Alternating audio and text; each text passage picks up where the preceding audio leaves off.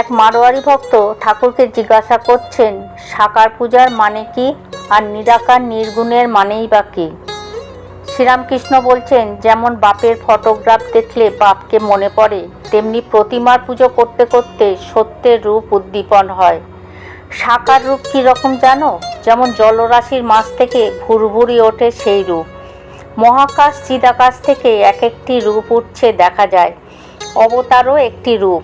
অবতার লীলা সে আদ্যা শক্তিরই খেলা। পাণ্ডিত্যে কি আছে?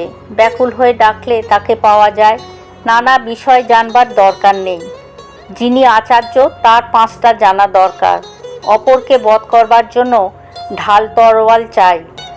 আপনাকে বধ করবার জন্য একটা ছুঁচ বা নরুন হলেই হলো। আমি কে এইটি খুঁজতে গেলে তাকেই পাওয়া যায়। আমি কি মাংস না হাড় না রক্ত না মজ্জা না মন না বুদ্ধি? শেষে বিচারে দেখা যায় যে আমি এসব কিছুই না। আত্মা ধরবার জো নেই, তিনি নির্গুণ, কিন্তু ভক্তিমতে তিনি সগুণ। চিন্ময় শ্যাম, চিন্ময় ধাম, সব চিন্ময়।